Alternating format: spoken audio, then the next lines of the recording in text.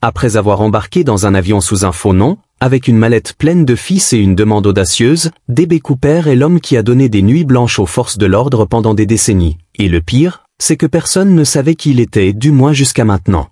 Pendant plus de 50 ans, D.B. Cooper a été le fantôme que l'Amérique n'a pas pu attraper. Avec des théories du complot qui pullulaient, il n'était qu'une question de temps avant que la vérité ne soit découverte.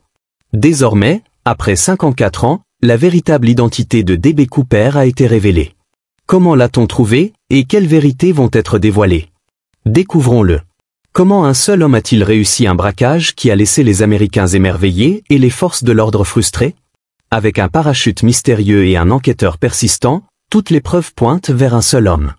La vérité émerge enfin. Mais remontons à comment tout a commencé. La veille de Thanksgiving, 1971. C'était la veille de Thanksgiving 1971. L'aéroport était bondé de gens pressés de rentrer chez eux, et le vol 305 n'était qu'un court trajet de Portland à Seattle, rien d'extraordinaire. Mais quelque part entre la rangée 18 et le cockpit, un homme en costume sombre, cravate à clip et lunettes de soleil s'apprêtait à transformer un vol banal en l'un des plus grands mystères non résolus de l'histoire américaine. Il s'est présenté sous le nom de Dan Cooper. Juste un type ordinaire en file pour un court vol, sauf qu'il ne l'était pas. Le vol 305, un Boeing 727 opéré par Northwest Orient Airlines, ne devait être en l'air que 30 minutes, point final. Mais à mi-chemin de ce court trajet, quelque chose d'imprévisible s'est produit. Cooper, calme comme toujours, a passé une note manuscrite à l'hôtesse de l'air. Elle a souri poliment, pensant que c'était juste un autre gars solitaire qui lui donnait son numéro. Elle l'a glissé dans sa poche. C'est alors que Cooper s'est penché et a murmuré quelque chose qui a changé l'histoire de l'aviation américaine pour toujours. « Mademoiselle, vous feriez mieux de regarder cette note. J'ai une bombe. » À cet instant, elle s'est figée. Cooper avait détaillé ses exigences dans la note. Il voulait 200 000 $ en billets de vin, 4 parachutes et un camion-citerne prêt sur la piste à Seattle. S'il ne les obtenait pas, il ferait exploser l'avion. Et il ne semblait pas bluffé, car quand l'hôtesse a hésité, il a entrouvert la mallette juste assez pour révéler ce qui ressemblait à des bâtons de dynamite reliés à une batterie. L'hôtesse est restée calme, a hoché la tête et s'est dirigée vers le cockpit comme si c'était une ronde habituelle. Elle s'est glissée dedans et a informé le pilote, William Scott, qui a immédiatement mis au courant le copilote et l'ingénieur de vol. À ce stade, ils n'avaient aucune idée de qui ils avaient affaire. Était-ce un ex-militaire? La bombe était-elle réelle? Était-ce un coup politique? De là, le pilote a envoyé un code de détournement à la tour de contrôle. Cela a déclenché des alarmes au sol, et en quelques minutes, le FBI a été notifié, c'était désormais une affaire fédérale. Quand le vol 305 a atterri à Seattle, le FBI s'était mobilisé. Les passagers ont été évacués en toute sécurité, sans se douter qu'ils venaient de participer à ce qui deviendrait le détournement le plus légendaire de l'histoire américaine. L'argent a été livré, les parachutes remis, et avec seulement un équipage réduit à bord, l'avion a redécollé sous les instructions de Cooper, direction le sud vers le Mexique. Puis, quelque part au-dessus des forêts denses de l'État de Washington, alors que la pluie fouettait l'appareil et que les vents hurlaient à 200 miles à l'heure, D.B. Cooper a ouvert l'escalier arrière du jet et a sauté vers 20 heures. Et comme ça, il avait disparu. Un instant, D.B. Cooper était en siège 18C, et l'instant d'après, il chutait à travers 10 000 pieds de ciel noir comme l'encre avec un sac plein d'argent attaché à sa poitrine et rien que la nuit pour l'attraper. Mais ce qu'il ignorait, c'est qu'avant de sauter, il avait laissé sa cravate à clip qu'il avait enlevée. L'équipage a atterri à Reno les mains vides. Cooper avait sauté quelque part au-dessus des épaisses forêts de pins près de la rivière Washougal, dans le sud-ouest de Washington, et le FBI n'avait aucune idée par où commencer. Dès le matin, la recherche était en pleine effervescence. Des centaines d'agents, des policiers d'État, des parachutistes, des hélicoptères, des chiens-pisteurs. Ils ont ratissé chaque pouce de forêt qu'ils pouvaient trouver. Ils ont fouillé les berges et les petites villes. Mais pas la moindre empreinte de botte. Pas un bout de tissu. Pas même une brindille cassée qu'ils pouvaient relier à lui. C'était comme si l'homme s'était fondu dans les arbres. Et pour aggraver les choses, les médias ont commis une erreur cruciale sur son alias. Le nom sur sa carte d'embarquement était Dan Cooper. Mais quand l'histoire a fait le tour des médias, il y a eu une confusion avec le nom du pirate, et comme ça, Dan est devenu D.B. Et D.B. Cooper est resté collé comme de la glu.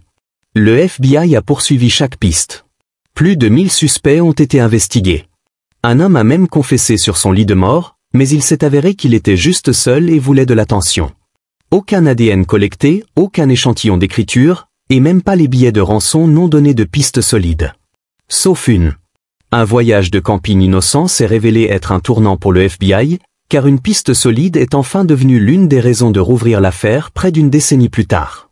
La découverte clé.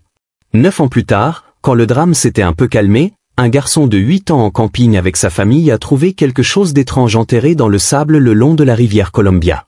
C'étaient 3 paquets de billets de $20, pourris et abîmés par le soleil, mais encore attachés avec des élastiques.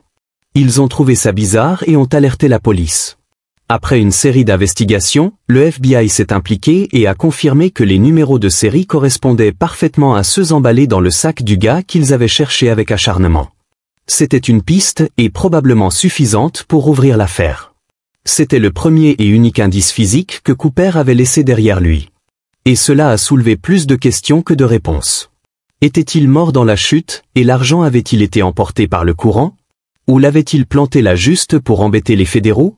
Le FBI, toujours persistant, a relancé l'investigation.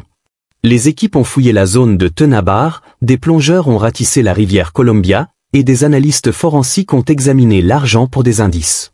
Mais après tout ça, ils n'avaient rien. Pas de parachute, pas d'équipement, pas de corps. Aucune trace de Cooper.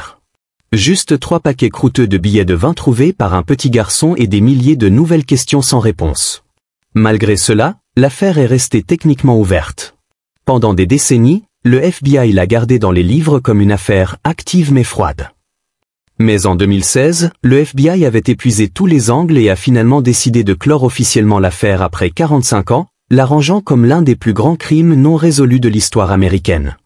Mais tandis que la piste s'était refroidie, quelque part, quelqu'un s'apprêtait à la faire exploser. La percée inattendue. Pendant que les fédéraux creusaient encore et encore à la recherche d'indices qui pourraient enfin révéler qui était vraiment D.B. Cooper, un autre gars en coulisses menait sa propre enquête. Dan Gridley, un capitaine de ligne commerciale à la retraite avec plus de 24 000 heures de vol à son actif, est un YouTuber avec une chaîne où il parle de pilotage d'avion et tout ça. Il n'était pas surprenant qu'il s'intéresse à l'affaire D.B. Cooper, et pour une raison quelconque, il n'a pas pu lâcher même après que le FBI ait abandonné.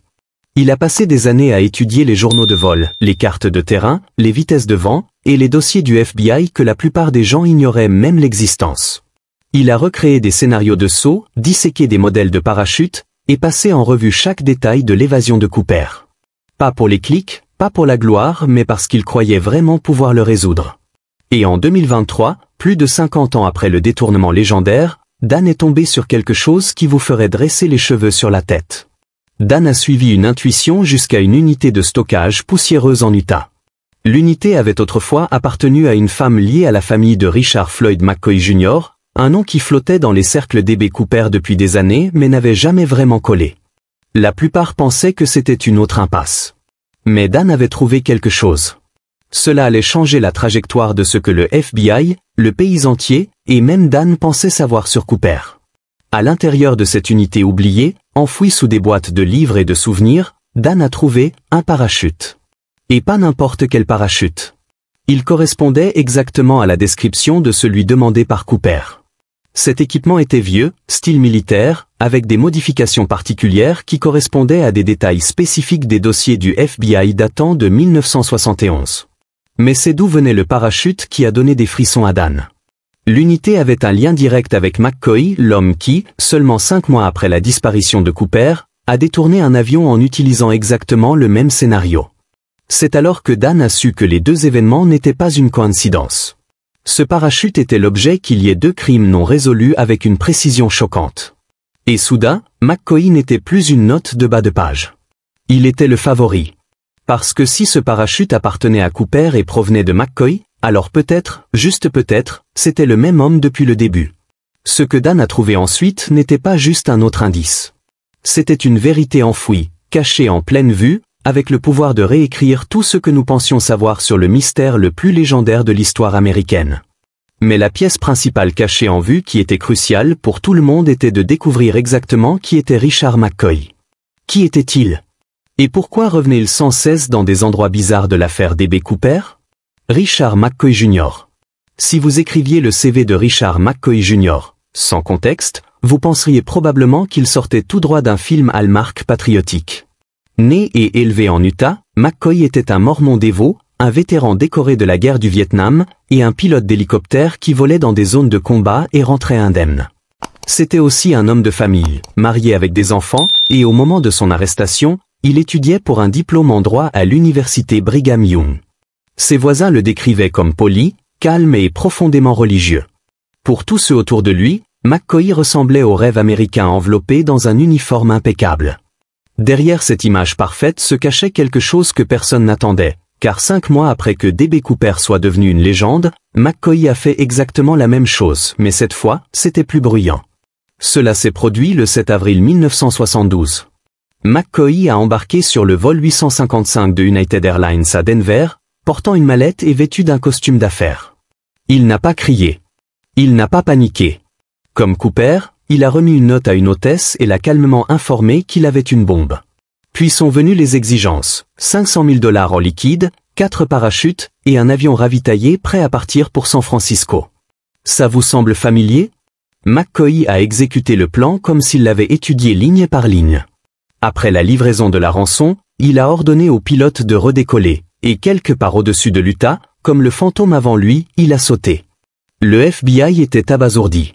C'était du déjà-vu mais avec plus d'argent, plus de précision et une grande différence. Cette fois, ils l'ont tué. McCoy a commis une grosse erreur, en fait deux. D'abord, il a laissé une note manuscrite dans le cockpit. Le genre de choses qui ne crie pas « professionnel ». Et deuxièmement, ses empreintes digitales sont apparues sur un verre d'eau en vol. Le FBI a matché ces empreintes à McCoy en quelques jours. Ils l'ont traqué chez lui à Provo, Utah, où il était simplement à la maison avec sa famille comme si de rien n'était. Quand il a été arrêté, les questions ont afflué. Pourquoi un homme comme ça, un soldat, un mari, un étudiant risquerait-il tout pour un crime si audacieux et dangereux? Et pourquoi son détournement ressemblait-il à une copie carbone de l'affaire Cooper? Les similitudes glaçantes ont donné des frissons aux enquêteurs. Le même type de Boeing 727, la même évasion par l'escalier arrière avec parachute, le même calme, la même remise de notes. Même la formulation dans les deux notes avait des chevauchements troublants. Ça ne ressemblait pas juste, ça semblait scripté. Cela a fait se demander à beaucoup si ce gars était juste un imitateur du D.B. Cooper original. Mais et si Richard McCoy n'avait pas juste copié le style de D.B. Cooper? Et s'il était D.B. Cooper depuis le début? Cette question entrait les enquêteurs, alimenterait des théories du complot et diviserait les experts pendant des décennies. Et si vous pensez que tout s'arrête avec McCoy menotté, eh bien, vous pourriez vouloir reconsidérer. Quand Richard McCoy a été arrêté, on aurait pensé que le FBI connecterait les points immédiatement. 2 détournements, à 5 mois d'intervalle, presque identiques en style, ton et exécution, donc bien sûr, ça semblait exécuté par la même personne. Mais étonnamment, le bureau a rejeté cette théorie rapidement. Officiellement, ils ont affirmé que McCoy ne pouvait pas être D.B. Cooper parce qu'ils avaient des motifs différents, des traits faciaux différents, et surtout, une description physique totalement différente des témoins. Les témoins de l'affaire Cooper décrivaient un homme d'une quarantaine d'années avec des cheveux noirs et une peau olive. McCoy avait 29 ans, était propre sur lui, à la peau claire avec des cheveux plus clairs. Et tandis que Cooper portait un costume et des lunettes de soleil, l'apparence de McCoy le jour de son braquage était plus business casual, plus décontractée. Sans oublier les notes passées, qui avaient des formulations légèrement différentes et l'écriture différente. Le FBI s'est appuyé fortement sur ces différences et a conclu que McCoy était un imitateur, pas l'original. Mais ça pourrait avoir été une grosse erreur, car en entrant dans les détails de ce qui a été découvert, il se pourrait que ces différences aient juste été un acte délibéré pour induire en erreur ou manipuler les fédéraux. Pensez-y, McCoy était formé à la stratégie militaire. Il savait opérer sous pression et planifier une mission jusqu'au plus petit détail. S'il était Cooper, ne serait-il pas logique de changer son apparence? Se vieillir la première fois, puis paraître complètement différent la suivante? Et la note? Le langage altéré, le changement d'écriture, voyons, n'importe qui peut changer son écriture s'il le veut, ça pourrait avoir fait partie du plan. Une façon de dérouter les forces de l'ordre juste assez pour rester un pas devant. Plus Dan Gridley examinait les preuves, plus ces différences commençaient à ressembler à un camouflage. En termes simples, des tactiques. Et c'est là que tout est devenu personnel. Parce que ce n'était plus juste un homme et un parachute. et ça ne ressemblait plus juste à McCoy qui cachait quelque chose.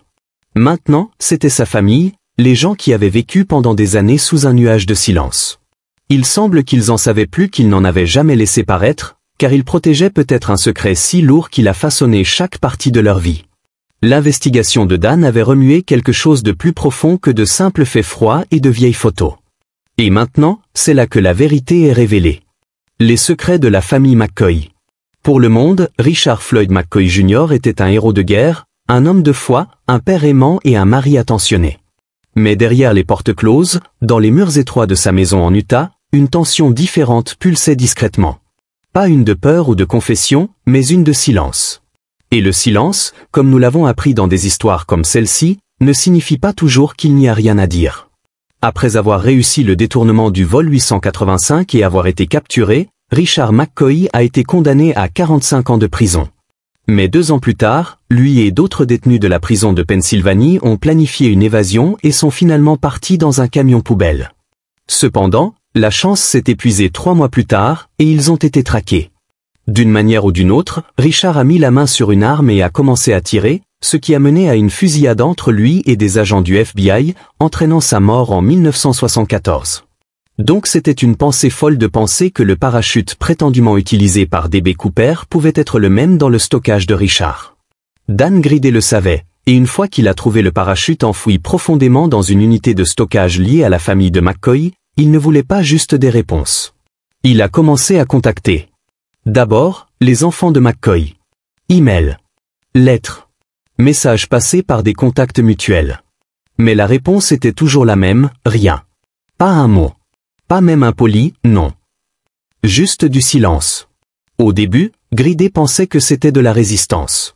Mais avec le temps, il a réalisé que ce n'était pas de la colère ou du déni. Ça ressemblait à ce qu'ils essayaient de protéger quelque chose. Ce n'étaient pas des gens qui essayaient de cacher la vérité au monde. Ils essayaient de se protéger de ce que ça pourrait leur faire si ça sortait un jour. Et juste quand il semblait que ce mystère était aussi humain que possible, Gridley a fait une découverte de plus. Ce n'était pas juste la famille qui cachait quelque chose. Il y avait autre chose. Quelque chose enfoui non dans un dossier, non dans un titre, mais dans un placard. Quelque part dans le grenier poussiéreux de la maison d'une grand-mère à Provo, Utah, une boîte a été sortie du fond d'un placard. Glissé derrière des ornements de Noël et des albums photos jaunis était quelque chose qui n'avait pas sa place. Un paquet en toile. Vieux, usé, attaché avec soin. Au début, personne n'y a prêté attention. Juste un vieux parachute. Peut-être celui de leur grand-père? Mais Dan Gridley savait mieux. Quand il l'a étalé et examiné les coutures, ses mains ont tremblé. Pas à cause de l'âge ou de l'excitation, mais parce qu'il le reconnaissait. Il avait les mêmes sangles, les mêmes coutures fanées et le même gréement bizarre. Le genre que le FBI avait discrètement noté en 1971, enfermé dans des rapports que peu avaient vus. Ce n'était pas une coïncidence. C'était une correspondance. Et ça changeait tout. Ce parachute n'était pas juste vieux, il n'était pas courant. Il était plus style militaire, mais modifié. Un détail que seul quelqu'un avec une connaissance approfondie du parachutisme saurait faire. Et Richard McCoy n'était pas juste familier avec les parachutes, il en était passionné. Il enseignait le parachutisme et avait fait des centaines de sauts. L'homme pouvait emballer un parachute les yeux bandés dans un orage. Mais voici le twist, ce parachute n'était pas perdu. Il était caché très soigneusement et délibérément. Comme s'il savait qu'un jour quelqu'un viendrait chercher. Gridley a apporté le parachute à des experts. Ils ont confirmé que les modifications correspondaient à celles listées dans les dossiers du FBI de 1971. Même clip de harnais inhabituel. Même boucle de cordon renforcée. Ce n'était pas une preuve, du moins pas légalement. Mais c'était une preuve forte et étrange, impossible à ignorer. Donc si McCoy avait le parachute, si l'équipement correspondait au saut infâme de D.B. Cooper, et si sa propre famille l'avait gardé emballé toutes ces années, qu'est-ce que ça disait? La réponse n'était pas juste cachée dans un placard. Et soudain, la ligne entre mythe et homme devenait fine comme une lame de rasoir. Mais c'est là que les choses ont pris un tour encore plus étrange. Parce que juste au moment où Gridley commençait à assembler le passé de McCoy, quelque chose d'autre a surgi. Une confession, pas écrite, pas enregistrée, mais transmise de visage à visage. Un parent. Une nuit. Une conversation qui a tout renversé. Mais avant d'entrer là-dedans, le FBI devait revenir dans l'affaire une fois de plus, car les allégations de Dan étaient trop sensibles et ils devaient voir la vérité par eux-mêmes. Le retour du FBI. Après des décennies de silence, le FBI s'apprêtait à revenir sur l'affaire D.B. Cooper. Tout ce qu'il a fallu, c'était une vidéo virale faite par Dan pour les remettre sur les rails. Ces découvertes, spécifiquement le parachute, rangé dans une unité de stockage poussiéreuse en Utah, étaient trop significatives pour être ignorées. La réponse du FBI a été rapide. Il ne pouvait pas se permettre de laisser passer ce moment. Les vidéos de Gridley avaient créé un tourbillon de buzz médiatique et de spéculation en ligne, et tout était lié à une pièce du puzzle qui n'avait pas été considérée depuis des décennies. Le parachute n'était pas juste une vieille relique, c'était quelque chose qui connectait une pièce critique du mystère. Mais ce n'était pas un simple cas de quelqu'un qui remettait des preuves. Non, c'était plus grand. Le parachute avait des caractéristiques uniques, les mêmes modifications que le FBI avait documentées en 1971. Des caractéristiques qui n'avaient jamais été liées à un autre détournement à l'époque. Le bureau devait agir et agir vite. Tandis que la découverte de Gridley envoyait des ondes dans le monde de l'investigation, le FBI a envoyé des agents pour récupérer le parachute des mains de Gridley. Il a été emballé soigneusement et expédié à Quantico, où tous leurs efforts forensiques auraient lieu. Souvenez-vous de la cravate que Cooper avait laissée dans l'avion, celle négligée pendant tant d'années? Eh bien, le FBI l'avait analysée par le passé, mais il n'avait trouvé que des échantillons d'ADN partiels. L'idée avait toujours été de trouver une correspondance, mais il n'avait jamais eu une piste assez bonne jusqu'à maintenant. Le parachute n'était pas juste une pièce du puzzle, c'était potentiellement la pièce finale. Maintenant, le plan était d'exhumer le corps de Richard pour prendre des échantillons d'ADN à comparer avec n'importe quelle preuve laissée derrière, comme le parachute ou sa cravate, avec des échantillons pris des enfants de McCoy, quelque chose qui pourrait soit confirmer soit enfin débunker la théorie que McCoy était D.B. Cooper, mais personne ne sait comment ce plan s'est déroulé. Tandis que les agents emportaient le parachute au labo, la tension dans l'air était palpable. Ce n'était plus une affaire froide. C'était une course contre la montre. Le FBI avait attendu 54 ans pour une preuve comme celle-ci, et maintenant c'était maintenant ou jamais. Et tandis que le FBI préparait ses labos et que les tests commençaient, tous les yeux étaient rivés sur la seule question restée sans réponse. Richard McCoy Jr. était-il vraiment D.B. Cooper? La confession. La vérité était toujours plus proche que quiconque ne l'avait réalisée, mais il a fallu une obsession implacable de la bonne personne pour enfin la mettre en lumière. Dan Gridley avait passé des années à chasser des ombres, mais il n'a pas arrêté quand le parachute a surgi. Il savait qu'il tenait quelque chose, et maintenant, il était temps de pousser encore plus fort. Après tout, la plus grande question dans le mystère D.B. Cooper avait toujours été l'identité de l'homme derrière le crime. Gridley croyait que la clé pour répondre à cette question n'était pas cachée dans un dossier. Plutôt, elle était enfouie dans les cœurs de la famille de McCoy. Shanté et Rick McCoy le troisième, les enfants de Richard McCoy, avaient vécu avec le poids d'un secret toute leur vie. L'histoire de leur père avait toujours été gardée sous silence. Pendant des années, ils ont nié les rumeurs qui tournaient sur leur père étant D.B. Cooper. Mais Dan Gridley n'allait pas laisser les murmures rester juste ça. Ce n'était pas facile de les atteindre. Ils avaient refusé de parler à quiconque pendant des années, effrayés par le cirque médiatique et le fardeau qui viendrait avec une telle révélation. Mais Gridley, implacable comme toujours, a trouvé un moyen. Il n'est pas venu avec des accusations. Au lieu de ça, il est venu avec une simple vérité. Les pièces sont trop nombreuses. Le monde va savoir. Vous n'avez plus besoin de vous cacher. Il a fallu des semaines d'appels téléphoniques, d'emails et de conversations aller-retour avant qu'il n'accepte enfin de s'asseoir. Gridley était prudent, et il n'essayait pas de les mettre sous les projecteurs, il voulait juste la vérité. Et quand elle est venue de la façon la plus discrète, surtout parce que c'était Rick McCoy le troisième qui a révélé la vérité choquante. Nous n'avons jamais voulu y croire, a admis Rick, sa voix tremblante d'émotion. Mais plus nous regardions tout, c'est tout là. C'était Cooper. Il devait l'être. Ouais, nous avons toujours un peu su que c'était lui. L'une des raisons pour lesquelles ils ont aussi décidé d'en parler était que leur mère était décédée, donc il était juste d'en parler parce que s'il l'avait fait pendant qu'elle était encore en vie, elle aurait pu être impliquée d'une manière ou d'une autre. C'était une confession qui a fait trembler la terre, une qui a immédiatement envoyé des ondes de choc à travers le monde en ligne. En quelques heures, la vidéo de Gridley est devenue virale. La confession des enfants de McCoy était la confirmation que des millions attendaient. Et tandis que certains étaient rapides à la rejeter, le poids du moment ne pouvait être ignoré. Après des décennies de spéculation, la famille avait parlé. Le pirate légendaire, D.B. Cooper, n'était plus un fantôme. Il avait un nom, et ce nom était Richard Floyd McCoy Jr. Enfin, avec un visage derrière le mystère et une ombre qui a glissé à travers les failles des forces de l'ordre américaines, l'idée que Richard McCoy soit la pièce manquante du puzzle d'un des canons résolus de l'Amérique qui a donné des nuits blanches aux fédéraux pendant des années est juste insensé. Et le fait qu'il était juste comme n'importe quel autre homme avec une famille à charge rend tout ça intéressant. Le détournement était-il un frisson ou une déclaration?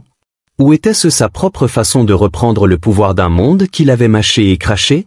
Certains psychologues disent que le détournement Cooper n'était pas juste un crime, c'était un cri pour le contrôle dans un monde chaotique. Et peut-être que c'est ce qui rend la vérité plus difficile à avaler. À la fin, le visage derrière la légende n'appartenait pas à un fantôme.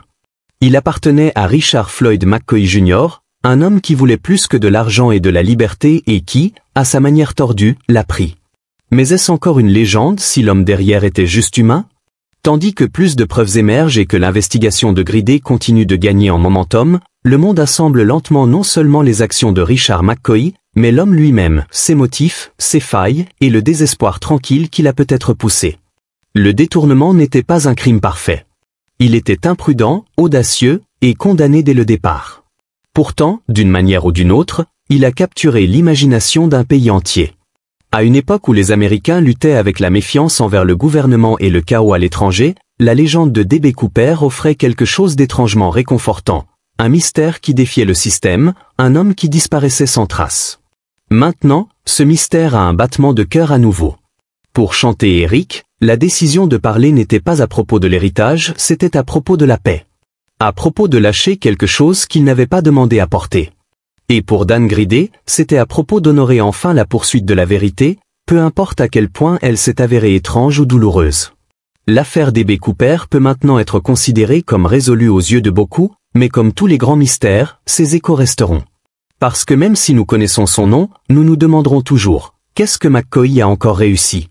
Et combien de secrets gisent encore enfouis, attendant d'être déterrés? Dites-moi ce que vous en pensez dans les commentaires. Assurez-vous d'aimer, partager et vous abonner. Pour plus de contenu comme celui-ci, cliquez sur la prochaine vidéo à l'écran.